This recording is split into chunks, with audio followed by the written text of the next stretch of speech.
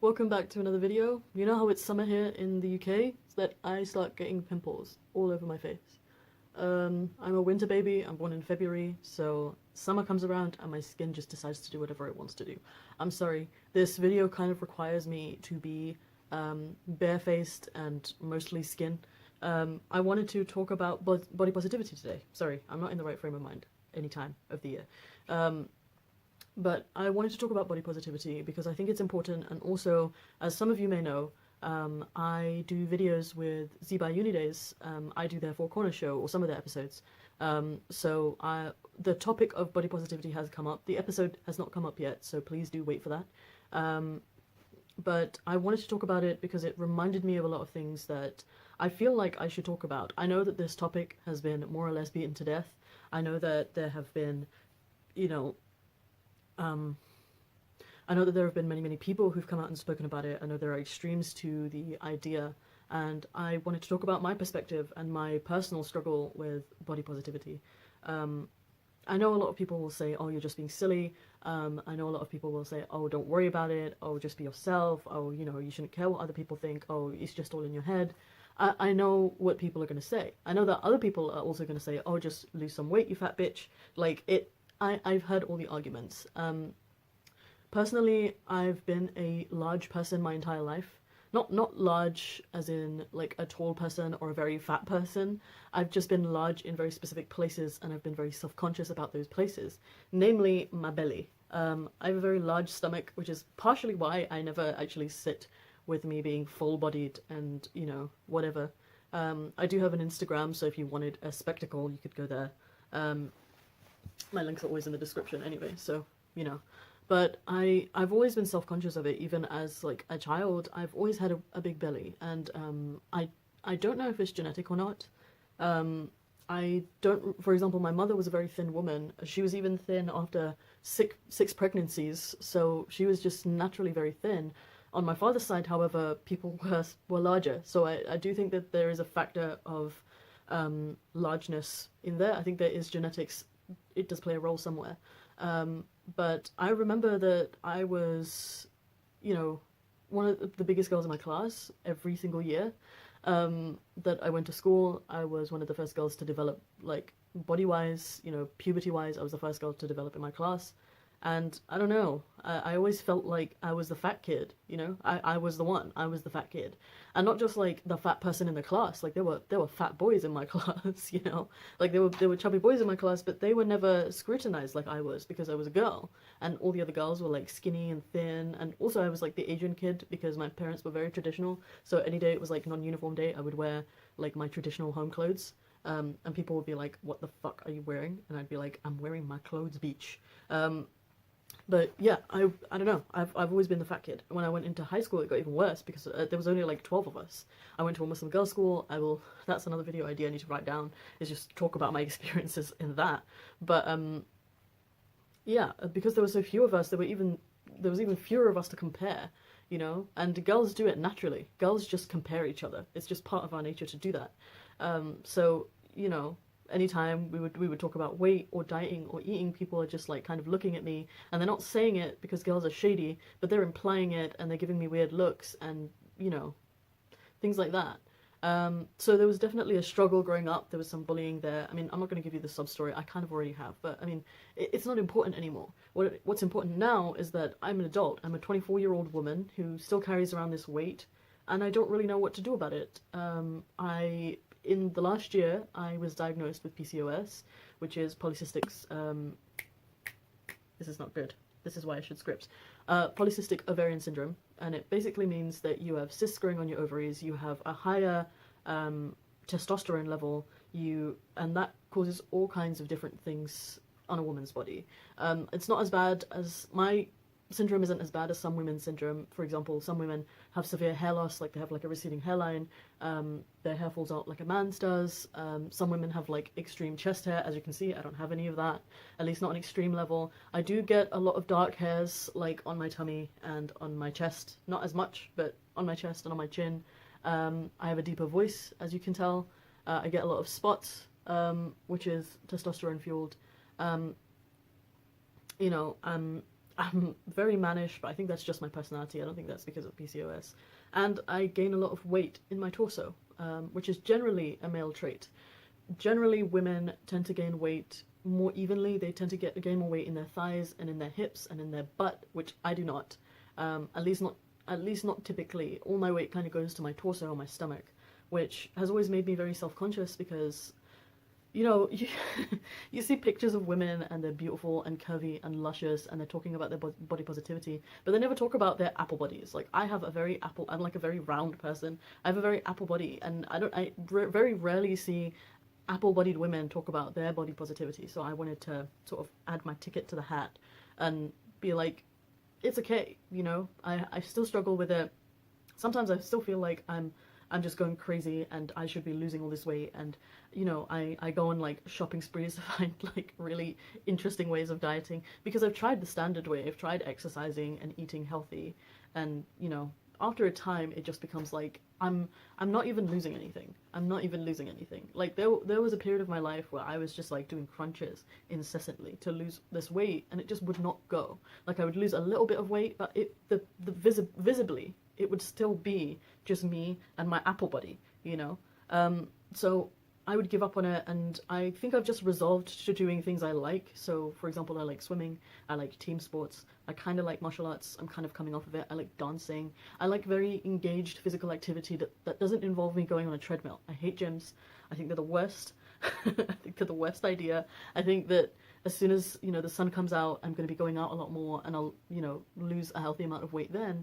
And, you know, I don't typically eat terribly. At the minute, I'm living off a student's allowance. I have an entry-level job. I work 9 to 5. I study. I eat okay. It's not the best kind of eating. It's not super healthy. I'm not cooking my meals every day. Some days I just get a ready-made meal and I just stick it in the microwave and eat that. But, you know, I feel like most people my age do that and they're fine. But for me, it's not fine. It's never fine. And I go on, like, when I'm really in my feelings, when it's in my head, I need to lose this weight, it like takes over my life. I start buying fit teas, skinny coffees, fucking caffeine tablets, you know, yoga mats, gym clothes, start going to the gym more, you know, just putting myself through all this misery for nothing because it's not going anywhere. It's just here. It's just my belly. It's always here. And you know, as soon as I fall off the horse, as soon as I like just sort of break down and I'm like, I'm having a McDonald's, it's over. It's fucking over. And I think for the most part, I've kind of grown comfortable with just having this body and just learning how to... That was another thing. I had to learn how to dress my body. I know this isn't really to do with Islam and stuff, but when I was a Muslim, I used to cover my entire body. I had no need to lose weight or take care of myself. So I just got fatter and fatter and fatter, and it really didn't bother me. I lost a fuck ton of weight in my last few years of being a Muslim because I didn't eat, like, ever. I was too depressed to eat most of the time. And if I did eat, I would like throw up. Not intentionally, but it would just happen. I just had no desire to have food in my body. So I lost a lot of weight that way, but I don't typically think that's a healthy way of losing weight. But yeah, because of the covering, because of the niqab and the burqa and all of that stuff, and the jilbab and everything, I never learned to dress myself in a way that suited me. So I had to learn all these things. I had to take friends who were very honest about my appearance with me shopping and have them choose clothes for me that really suited me. Like this, for example. And I've also invested in getting clothes that are low cut, so they show a bit of my belly. And I don't know, I feel like I'm still very self-conscious about both being uncovered and showing my belly, and I'll just constantly be pulling it down so that nobody sees it. But as of yet, I've only gotten compliments. So, I mean, I'm happy about it, and it's giving me that boost of confidence, but I still have these fluctuations of, I should be losing this weight. Oh, it like gets in my head where I'm like, fuck, like I need to get rid of this. How do I get rid of this? And I start looking into surgeries and diets that are potentially dangerous. And like a few days ago, like 5 days ago, I was looking into like different kinds of surgeries, like gastric balloons and gastric bands and liposuction. And those things aren't even, you know, you can't even get them. You shouldn't get them until you have like a BMI of 37 or something. Or I think it was like 28 to 37. And, you know, it's just like, and in my head I was like, maybe I should eat so much that I get to that weight and so they have to do surgery on me. Like, that's how crazy my brain gets. And then I was looking up like dieting pills and seeing which ones like are the best ones to take, and they were the general consensus is that they do very marginal weight loss. They don't really give you the what you want. The Ali pill, for example, is a very famous diet pill. It kind of works. It's the most successful, but it has like these really, really bad side effects, like terrible. Like I don't even want to think about how terrible they are. It's disgusting. And the amount of weight you lose is marginal. And I'm all about self-care. I think that's what I wanted to convey in this video, but I went off on a tangent, as usual. But it's all about self-care for me. As long as I'm happy and I'm healthy and there's nothing wrong going on with me, I'm fine, you know? And I know my brain goes in cycles sometimes where it's just like, I hate you, change the way you look, but it goes away after a few days. Usually it's around my period that happens, which I feel like is normal. But, you know, I do all these things to my body just cause. Like, I dye my hair, I get tattoos, you know, and I plan to get more. You know, I dress myself in different ways, you know, I do all these things. I shave. All these different things that we do to our body that isn't particularly natural, but, you know, you just do them because they make you happy. So when your body does something, like, I notice every little thing that happens to my body, like it does by itself. Like if I get an ingrown hair, I know it's there, and I have the immediate urge to get rid of it. I know when a pimple pops out of my head, and I have the immediate urge to get rid of it. And I think it's silly. I think it's silly that we're like that. Every single wrinkle that appears, you know, either on my face or on my body. Like I noticed today that I have like this wrinkle on my knee, or just above my knee, and I'm just like, what the fuck is that? Where did you come from, and why are you there? Like it becomes too much to deal with. Like, you have your life to deal with. You don't have the time in the day or the energy to just be like, I need to fix this tiny little bump, crevice, crack, wrinkle on my knee. Whatever you are, I need to deal with it. I don't have time to deal with it. It's just your body. It's just your body progressing in its existence. And I just don't know why I'm so crazy about it sometimes. Like, sometimes I'm so crazy about it. I don't know. I don't know. And I wish that I could switch off the voice in my head that's like, you need to change yourself. You need to change how you look. You need to change, you know the people don't like looking at you. You need to change this so that people find you more appetizing. Fuck no. Put simply, fuck no. I don't care what people think of me.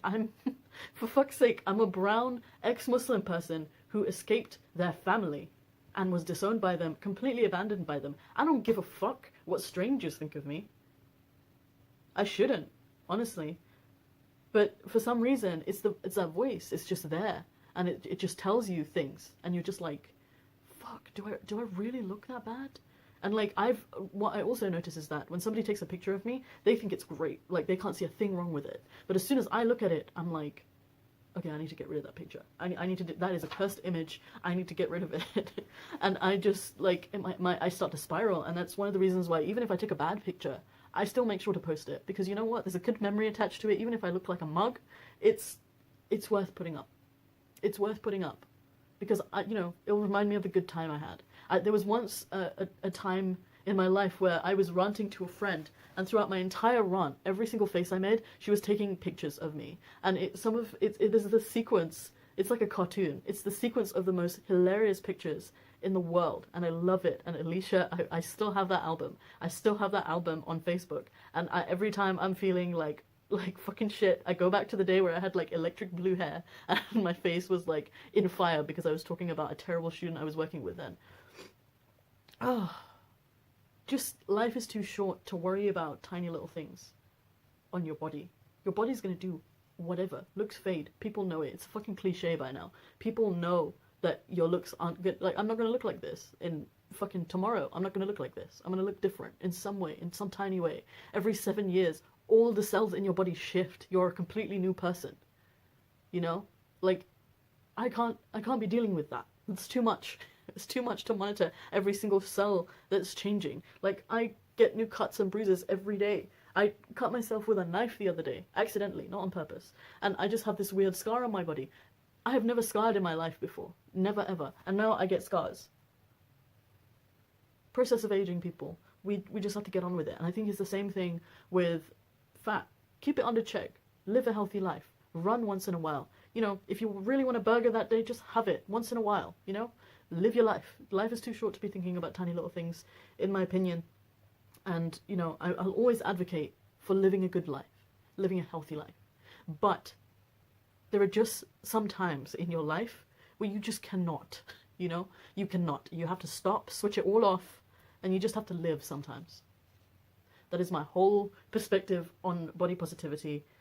Like, I just believe in taking care of yourself. And if that means being healthy, be healthy. If it means, you know, having a burger once in a while so that it lifts your mood from a bad day, go for it. I'm gonna fucking cry. This is what I'm like. I cry about everything. But I gathered three questions from you guys, and I thought I would answer them.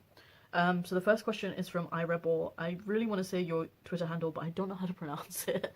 I think it's pronounced Inso Kian Teleu. Feel free to correct me in the comments. I will be sure to leave your handles in the description of the video if you guys want to check these people out. They're all great, so I would advise that you do. How do you handle body shaming? I don't get body shamed very often anymore. I used to when I was younger, and I would like I was always one of those people who believed in ignoring people and just pushing all my feelings down. It's a terrible idea, by the way. It's a terrible idea. I'm not like that anymore. As soon as somebody pulls the offense gun out, I'm there. I'm there with a witty comment. But if somebody was to body shame me now, like call me a fat bitch, which I'm sure somebody will in this video, because I have loads of lovely fanamies who watch my videos. You know who you are. If somebody were to call me fat now, I would just be like, you aren't wrong. You aren't fucking wrong. I am fat. So what? So what? I have a little bit of meat on my bones and a little bit of fat on my bones. I don't get cold in the winter. It's great. I'm like a walking blanket. You can just slap me on anything and it's warm. If I see somebody fat shaming someone I know, like my friend, ooh, it is go time. It is like, I don't care too much if somebody calls me fat. I'm self-actualized in that, more or less. But if somebody body shames one of my friends, I kind of lose it. Like, there's a crazy person in me that will just, like, is just waiting to jump someone who hurts my friends. I'm a loyal person. But, I know how it should be dealt with. It should just be ignored and kind of just waved away, you know? Everybody has their bodies. You only have one body, you know? I only have this one. I can't just move to the next one. I'm not a spirit. I can't move to the next one. So, I have to live with it, you know? Fucking sue me. I'm a fat girl. What is your word gonna do to change that? Unless you can take this from me. I mean, thanks. Thanks for confirming a fact. Next question from DJ Tandresen, or JLo, JLOWE, on Twitter. How did she's fat but pretty become a compliment? I think it came with the fat acceptance movement. I don't know. I think being fat and pretty are two separate things, right? Because fat is a condition and being pretty is just a subjective opinion. I don't know. I don't know. It's though asserting as though, like, before you couldn't be fat and pretty. Of course you can.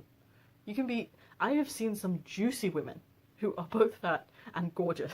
So I don't know how it became a compliment, or if it was ever an offensive thing. I guess, like, fat. I remember when I was younger, to call someone skinny was like a huge compliment. Now it's not so much a compliment.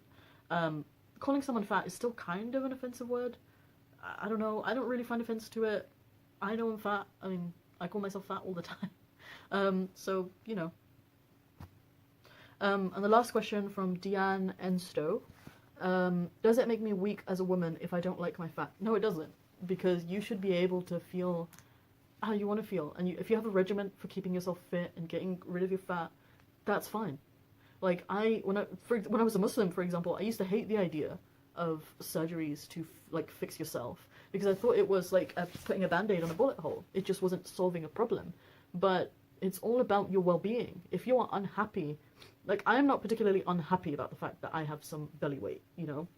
It's caused me grief in the past, but I understand it, and I've sort of come to terms with it. I'm at peace with it. But if you are not happy, you know, there's loads of things in this world that people are not happy about with themselves. You know, people don't like that they're hairy, so they, you know, remove all their hair. People don't like that they have little boobs, so they get bigger ones. People don't like the shape of their nose, so they change it. If it adds to you, if it makes you happy to lose that weight, then you should absolutely do it. It doesn't make you weak for not liking it. And like I said, like if you're happy to do all the things, if it doesn't stress you out and, you know, make you a mess like it does with me, absolutely go for it. Absolutely lose that weight, live your best life. That's what I believe in. Just live. You got one life. Just shoot your shot. Live. You know, that is the only thing that you owe yourself, is to live. But yeah, that is my input on the whole body positivity thing. I hope that this was in any way insightful. I feel like this video is a mess and I just like kind of splurged a lot of things in one. But let me know. I have a few other videos planned for next week and the week after. I know I've been doing like 3 videos a week. It's Easter in the UK, so I've had time to make videos. But I have some videos planned in the coming weeks.